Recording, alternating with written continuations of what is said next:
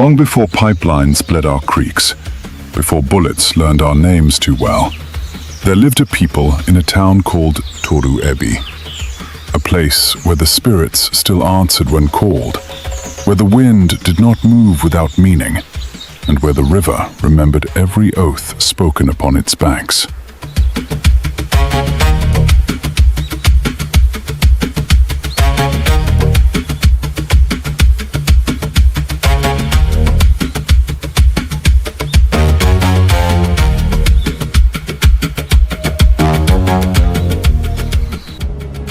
These were no ordinary people. They were warriors, keepers of balance, vessels of the ancient warrior god Egbesu, who gave justice with one hand and demanded order with the other.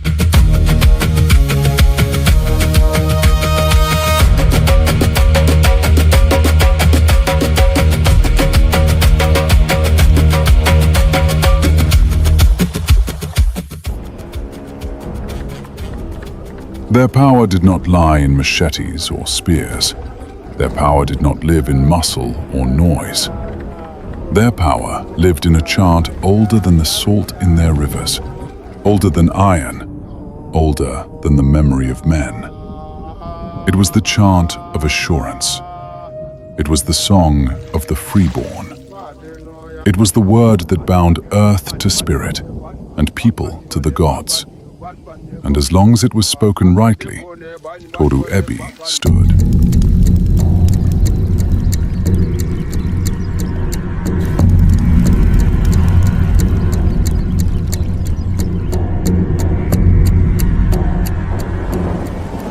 But ruin rarely arrives shouting. It comes softly first. It comes when memory weakens. It comes when people forget the sound of their own soul. So it was in Tórù-ébì. The sacred chant became corrupted. Its rhythm broke. Its tongue twisted. The words that once rose like clean smoke before the gods became strange and mangled, a language the spirits did not recognize. The people thought they were still calling upon the powers of the land, but the gods heard another chant. And so the gods fell silent.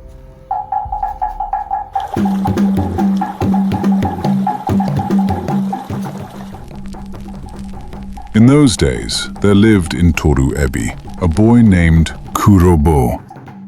He was born under a blood moon, and when he first entered the world, his cry came broken, stumbling over itself like a foot caught in roots. From that hour, he stammered.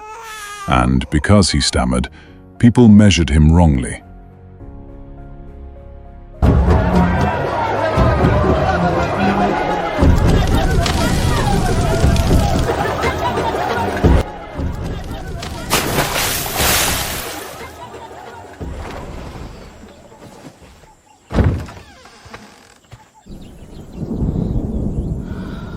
The women looked on him with pity. The young men laughed with cruel teeth. The old warriors shook their heads. This one is no drum. He is a broken flute. But those who mocked him did not know what the gods had hidden inside him. For Kurobo had ears unlike any other. He heard the rhythm of crabs burrowing beneath wet earth.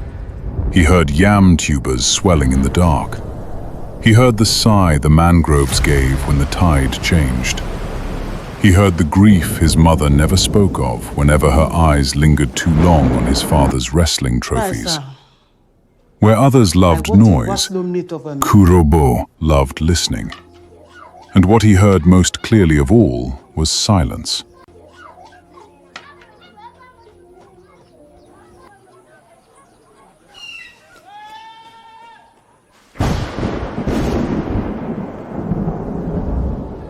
Not the silence of sleep, not the silence of peace, but the heavy silence that falls when the gods withdraw and the people no longer know why.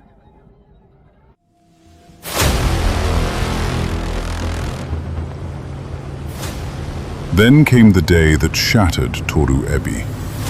It began upon the water. Out of the mouth of the creek came boats. Not fishing boats, not the curved wooden bellies the people knew. These were metal beasts, hard and cold, bearing flags and fire.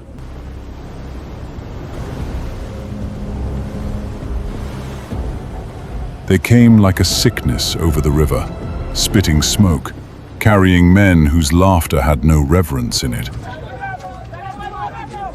They entered Tórù-ébì, demanding allegiance.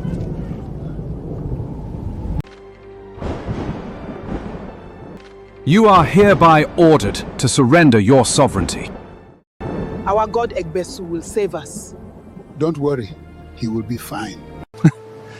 Not even Egbesu will save you from my hands. They mocked Egbesu. They torched shrines. They seized the sons of the land.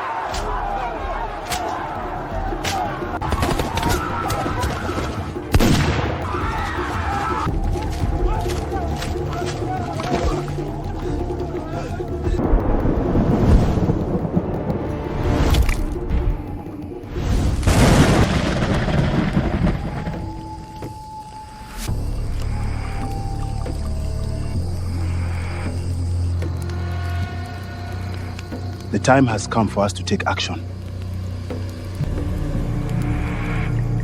They came before dawn, like spirits without mercy. They did not just take them, they broke them. They forced our brothers to kneel, to swear loyalty to strangers.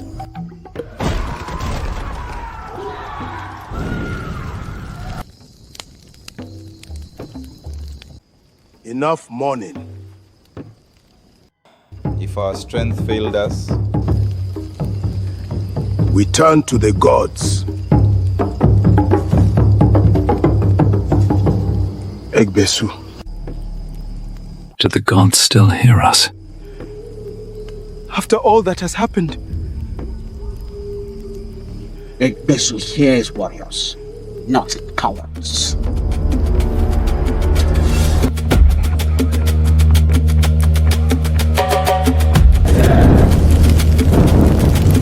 we will rise, not as victims, but as vengeance. Then the warriors of Tórù-ébì rose. They reached for their war drums, the akuma drum that in older days could summon courage into the bones of men. Hands struck skin, But the gods did not stir.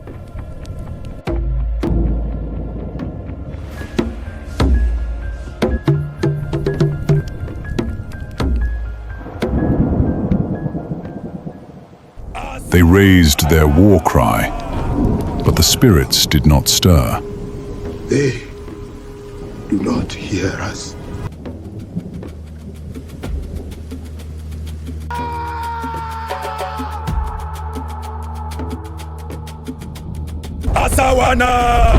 They shouted to heaven, to river, to grove, to shrine, but nothing moved. For there was now a break between the warriors and the unseen.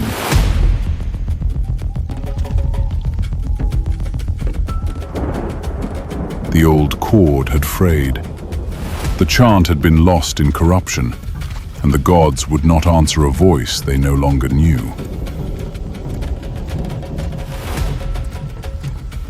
Fear spread through the town like oil on water. The elders retreated into their homes and bowed their heads in shock and sorrow. The warriors crouched in dark corners of the town.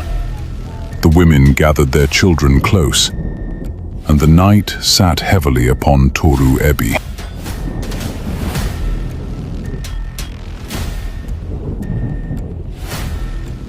But while fear settled like fog, one soul slipped away. Chant, the stammering boy, left the trembling town and made his way barefoot into the sacred grove of Oginaba, where Temearo, the spirit of creation, was first invoked, where old roots held older secrets, and where the first shrine of Egbesu stood.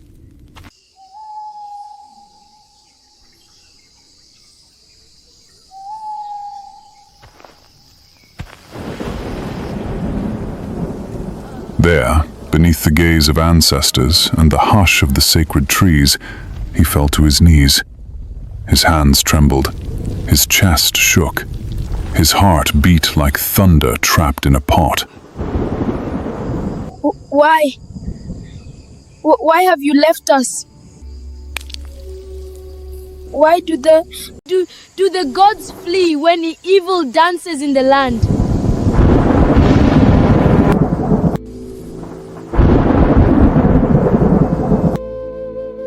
That cry was no ordinary cry.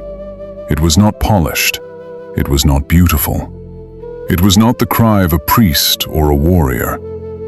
It was the cry of a broken soul speaking truth without pride. And truth spoken in anguish can break barriers between worlds. So Kurobo wept until he had no more tears. Then he became still.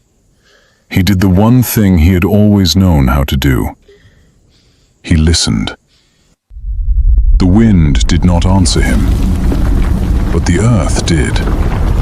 A tremor ran beneath his knees. Then came a murmur, low, deep, ancient. At first it was only a vibration. Then he heard it clearly. A second tremor answered.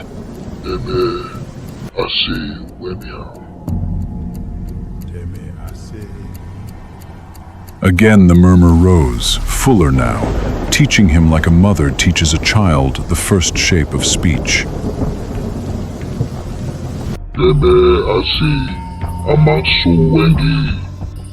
Teme ase amaso wengi.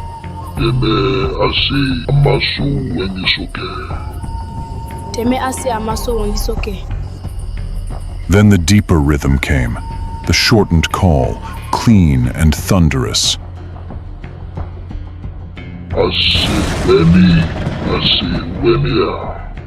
Again.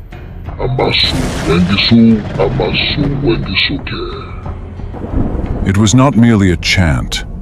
It was memory returning. It was an affirmation. It was an invocation.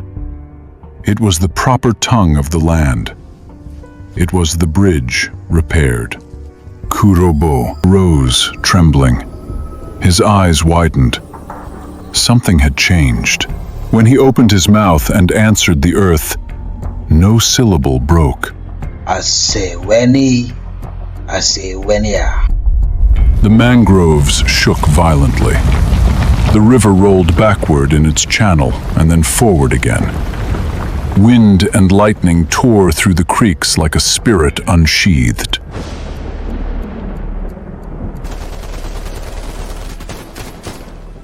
The invaders' fires went out.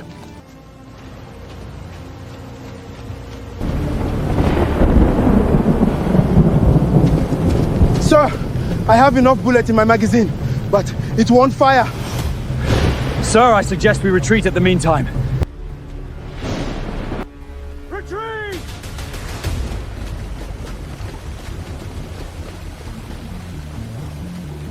Kurobo ran from the sacred grove into the town square, barefoot, mud-streaked, blazing with a courage no bullet could stop. Aseweni! He cried the chant into the darkness, Aseweni! and the earth itself seemed to answer. Doors opened, heads lifted. The elders came out from their mats. The warriors rose from hiding. The women gathered, weeping. Again Kurobo shouted. Aseweni! This time the answer came. From one old man, shaking but unbroken. Asewenya! Then from a woman with tears in her eyes. Asewenya! Then from warriors striking their chests. Kurobo told them what the earth had taught him, that they had been speaking to the gods in a strange tongue, and that the silence of heaven was not abandonment, but severance. Then the people looked at him and gasped. The boy who had stammered all his life now spoke like clear water. gods have touched him. So he taught them the chant, as it had been given to him beneath the earth. Call and response, breath and answer, invocation and assurance. He cried, Aseweni! Asewenya! Amaso wengiso! Amaso wengisoke! and the people roared. The warriors beat their chests. The elders raised their staffs. The women lifted their arms to heaven. And as they chanted, the earth joined them. The murmur rose from hut to hill to mangrove, from mangrove to river, from river to sea. Tórù-ébì became one voice. The invaders heard it and trembled. Their courage melted. Their hands lost strength. Some dropped their guns and raised empty palms in surrender. Some fled into the swamp, where reed and water judged them without mercy.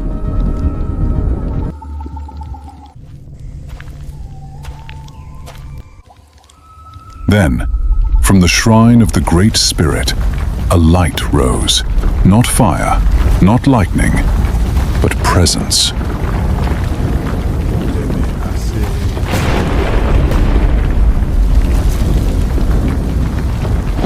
Egbesu had returned, not in blind fury, not in chaos, but in balance. From that night onward, Kurobo never stammered again. The sacred chant had swallowed his defect and returned his voice to him whole. The people renamed him Kurobo Asewenya. He became the voice of power. He taught the chant to every soul who would learn it, but he warned them always. This chant is not a weapon for pride. It is not for vanity. It is not for wicked hearts. It is the rhythm of assurance, the sign that the great spirit of justice still walks with us. Asewenya, the great spirit does not depart from the people, but chant with arrogance, chant with corruption, chant with evil in your heart, and the echo will turn against you. So it became the tradition in Tórù-ébì that every freeborn son, upon crossing into manhood, must learn the ancient tongue and the proper call by which the land is awakened and the gods are honored. And more than that, the people learned something greater. Not only how to chant, but how to listen. Not only to the cry in the air, but to the silence beneath it.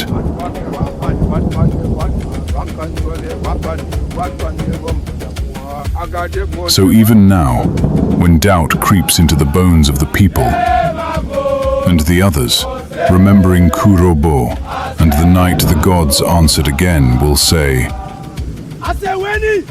Asewenya! So remember this, you who tremble when the world laughs at your weakness.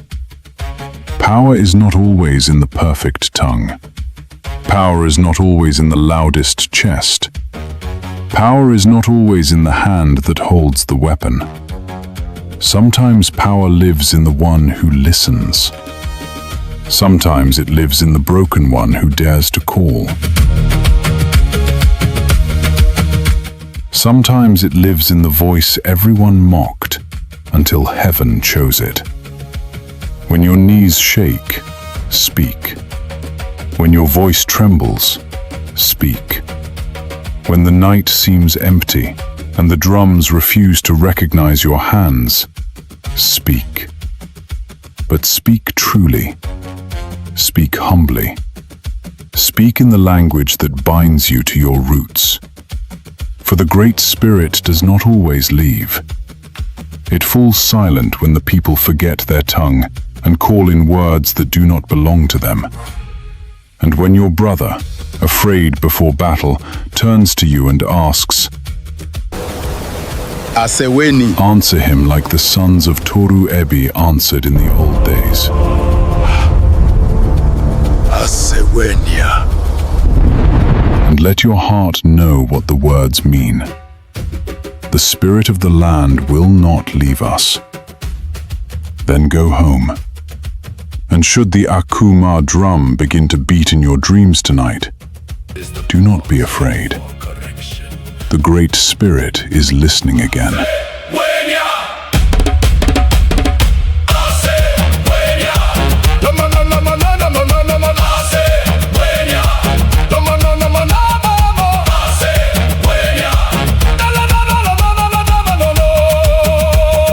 Now the chant is not only sound, it is restoration. Now the voice is not only memory, it is alignment.